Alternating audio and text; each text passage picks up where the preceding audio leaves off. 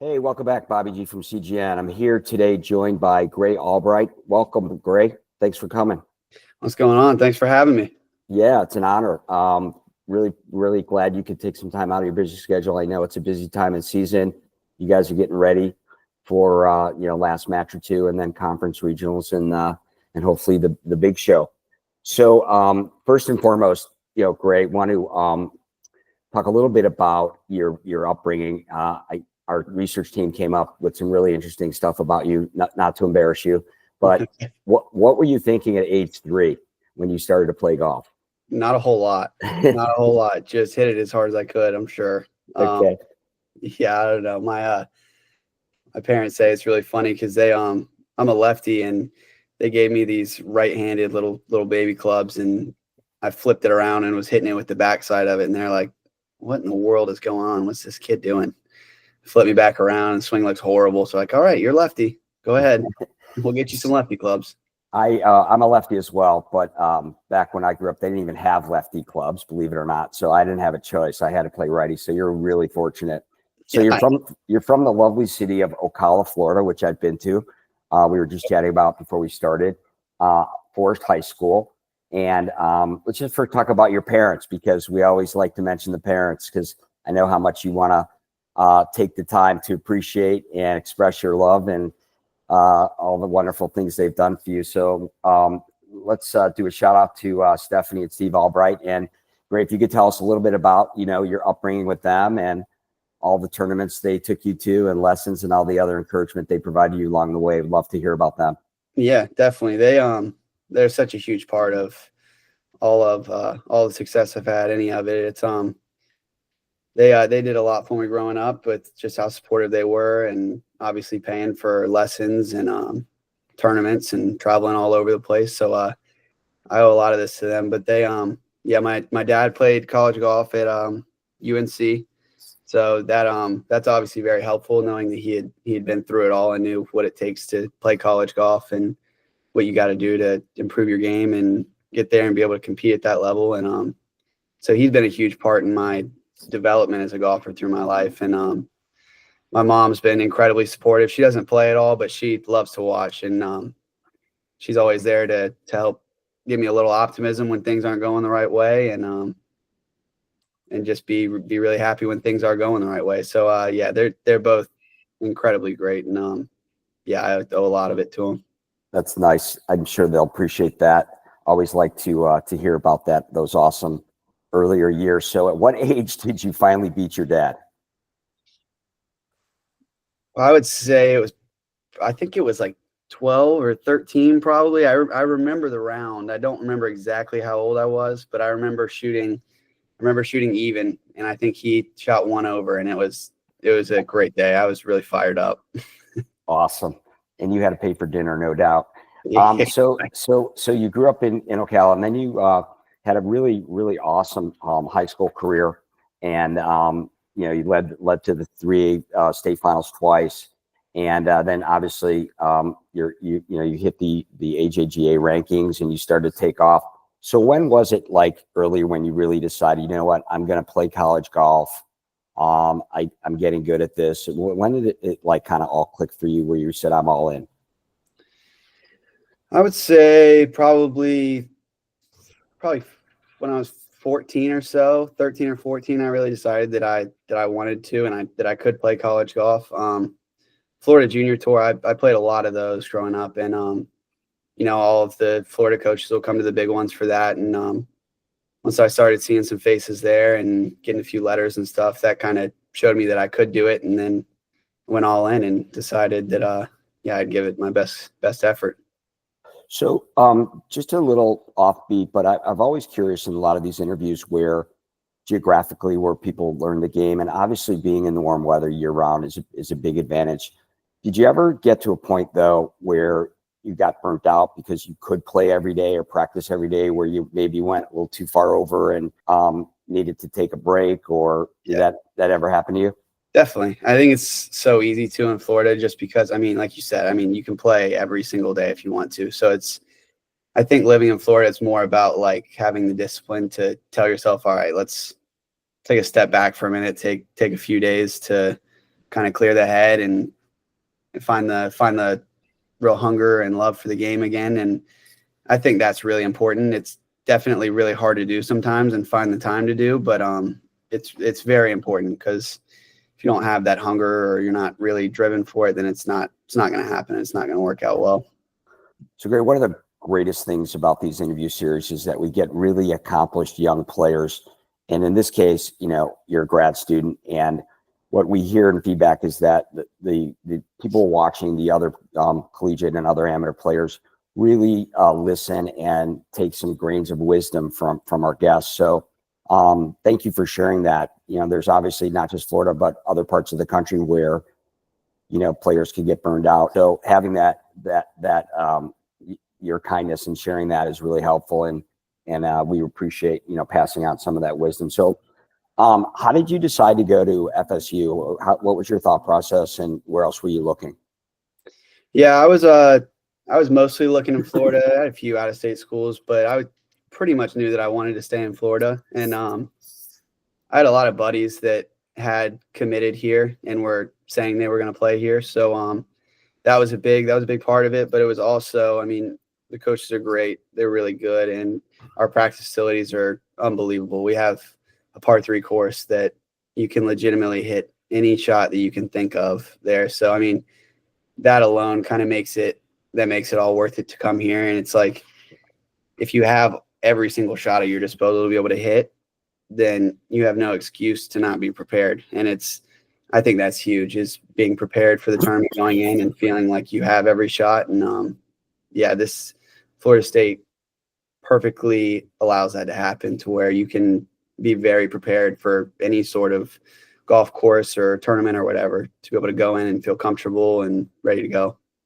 So obviously, looking at your college career, where you're at now, you're ranked PGA Tour U, you're a leader on the team. Everyone that knows you says, you're a leader on and off the course. You let your clubs do the talking and the walking. But I just want to reflect back again to focus on some of the younger, earlier viewers, that are just starting out freshman, sophomore year. You only played one event your first 2 years in college. Yeah.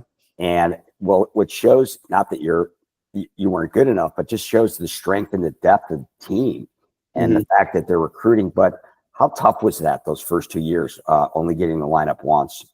It was very mentally grueling. It was because you come in and you're so fired up and ready to go, and you want to hit the ground running and play in tournaments. But for me, that wasn't the case. I definitely needed a couple of years to change my game and improve it where I needed to. I definitely, when I first got here, our first qualifier exposed a lot of parts of my game that were not near where they needed to be able to compete. And sometimes you just got to do that. Sometimes you got to take a hard look in the mirror and figure out what it is that isn't working for you, and go to work on it. And I needed all of those 2 years to get my game to where it is now, and to just kind of get it going in the right direction. So great. Without causing any anxiety, what were the couple of things that obviously they're not issue, but what were the things that you saw at that first qualifier, what you really needed to work on? What was it, if you remember? Yeah, it was just a lot of consistency things. My swing was my shot shape was a really aggressive one. I was trying to hit bomb high draws all the way around, and that the miss for that shot is not incredibly forgiving. So kind of my whole game was built towards either boom or bust, and I was either going to play really well or it was going to be bad. And it was just a lot of wild shots were in the bag, and I put it in a lot of spots where you can't make great scores from. So that and short game, I did not have a great understanding of all the different shots that you can play for different scenarios. And I just needed to expand my bag and become a little bit more of a consistent player. So what did you do specifically? Did you change your swing, or was it the coach there? Was it your own swing coach? If you don't mind sharing, with the audience, what did Gray do to become great today? Well, I started working with Sean Hogan. He's my swing instructor. He's in Orlando, and we started working towards just kind of making my swing a little more compact and get a more reliable ball flight. I switched to cutting it, and that helped me a lot. That made the misses a lot better, a lot more forgiving, and just kind of got that ball flight to where I know what it's going to do, and I have a shot if I'm uncomfortable that I know exactly what it's going to do. And that was the main thing for me. But then also, I mean, a lot of our practice is focused on short game and wedges here. And I mean, that's a huge part. I would say that my short game was decent coming into Florida State, but it got a ton better just because of all the practices that are set up. And it's where a lot of our focus is. So those are the kind of two main things. Is my wedges got a lot better, and my work with my swing coach definitely helped a ton with giving me confidence for where the ball is going to go. Okay. And so now your preferred flight is a fade? It is, yes. Great, cool. So as long as we talk specifics now, let's what's in your bag currently? What are you playing with? I am pretty much all TaylorMade. I've got 13 TaylorMade clubs and then one Scotty Cameron putter. Cool. Okay, great brand. Shout out to TaylorMade for the next big next event. So you made it through freshman sophomore year. At FSU is there a qualifier for every tournament, or there's some, how does that work for getting into tournaments there? It kind of depends. It depends on how people played the previous week in the tournament, or I mean, some of it's what the coaches think. Some of it's playing for a certain amount of spots, whether it's 2 or 3 or 1. It kind of all just depends on where we are during the season and what how everybody's playing, who's playing really well, who's struggling a little bit. So I mean, it's a variety of things that kind of depicts what it's going to be. It's really interesting in college golf that actually 5 players play, and you mentioned 1, 2, or 3, but what I always found really interesting is that you never know the top 4 scores. I mean, you think it's going to be 1, 2, 3, and 4, but right. Occasionally that 5th person, shoots lights out or something, and it's just such a cool thing, for everyone on the team, which really makes it, that part of the team mentality is you're going to take the top 4, and it's really exciting to see someone really play lights out when you're not expecting them, maybe. And the fact that anyone, I mean, your number 1 player could get a bad break and, turn out to be the worst score of the day. Right. That's what I think really bonds the team personally. But so let's move on to your junior year, where you finally arrived, so to speak. You go out and you win the Seminole Intercollegiate, a whopping impressive -10. And then you also finished 24th at the Maui Gym, and you did really well at the Folds of Honor. So your junior year, it just started off clicking. You mean you got a little wiser, you did these tweaks on your game we talked about. What was going on both physically, and then let's just talk about any mental changes during that junior year. Yeah, I would say it's kind of I would say by that point I kind of understood the physical changes that I'd made to make my game better. And then that's when the mental side came into things, and I started to gain confidence in it and really understand what I was doing and how it was affecting my shots. So, I mean, I think it was a level of comfortableness and confidence that came from those changes and just playing enough and getting enough reps in to really trusting my game and knowing what I can do. And that was all the difference for me, was after making those changes, is getting it through my head. All right, I understand what I'm doing, and if I do it, then I'm going to play well, and I'm going to be in the hunt. That's great. So on the mental side of the game, Greg, do you occasionally, when you have a bad hole or a bad shot, what do you do to regroup? How do you put that in the rearview mirror, and how do you focus on the next shot? If you don't mind sharing with the audience a little bit about, what's going on upstairs. It's tough. I mean, every golfer battles with it all the time. It's you just got, I mean, for me, it's kind of just remembering, golf tournaments are so long, and there are so many holes that you can make it up on. And so if you do make a double somewhere or something, I mean, you very well could go birdie the next 3, and then it's you just played the last 4 one under, and it's okay, I would take that without hearing that there's a double in there. So I think it's just about reminding yourself that there's a lot of golf, and that you got to you got to let yourself move on, because if you stick with that double, it's never gonna lead to good things. It's gonna lead to some bad decisions and just more anger. So yeah, you gotta forgive yourself. You gotta move on, and remember, there's a lot of golf to play. Great advice. Thank you. So just to put this into perspective for the audience, between your freshman year and your junior year, you dropped, from your sophomore year to your senior year, your sophomore year, you dropped 3 shots. Your stroke average went down from 74 to 71. 3 shots. That's a lot of golf shots and over that. So what was like really, I mean, the overall was good, but if there was one thing that you could really point to in terms of your maturation from sophomore year to senior year, what would you think it would be? I would say mostly it's the mental side of things. I mean, like you said, I mean, it's maturing and just kind of realizing and understanding what golf is. I mean, I think a lot of people, and I know for myself, it's easy to get caught up in playing golf swing and mechanics and all that. And I think that I just kind of realized that, like, all right, once you're on the course and you're playing in a tournament, you're just trying to get the ball in the hole as fast as possible. And it's not like, all right, let's see how pretty I can hit this 4-iron.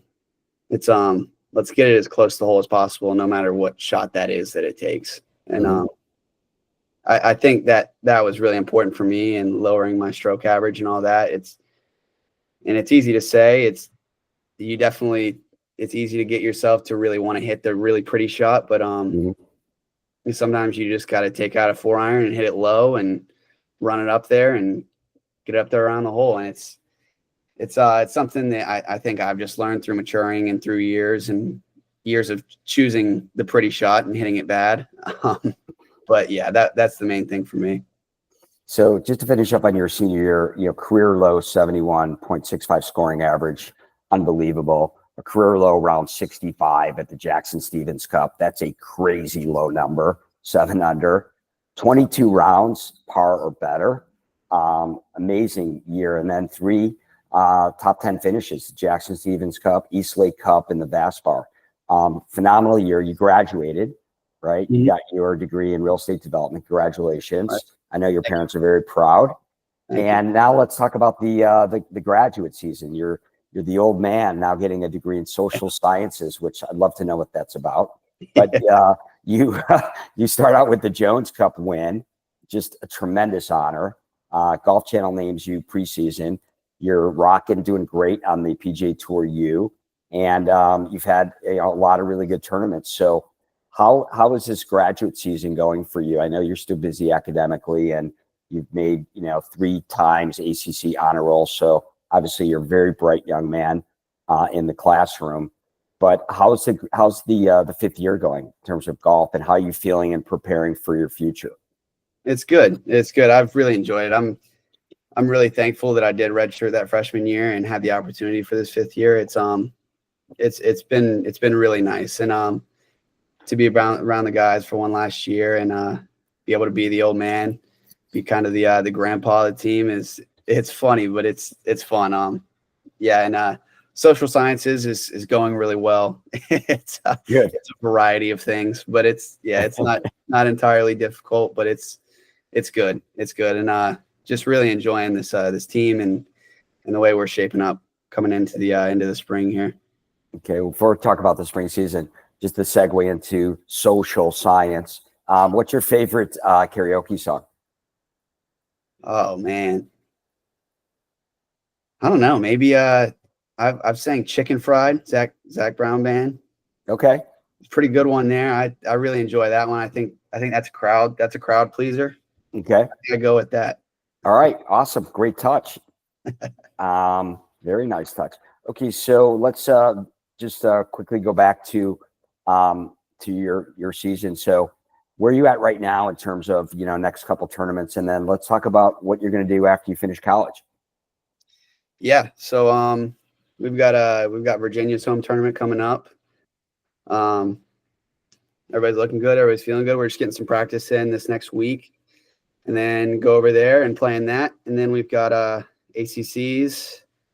week after that, maybe, and then you get into regionals and national championships. So yeah, we're all trying to play a lot and stay sharp and get ready for the end of the season. And then with PGA Tour U, I'm not really sure. It kind of depends on when I finish, but if it were all to end right now, I'd go to Canada and play for the summer. So yeah, I'm looking forward to a lot for whatever it is, but it'll be professional golf somewhere.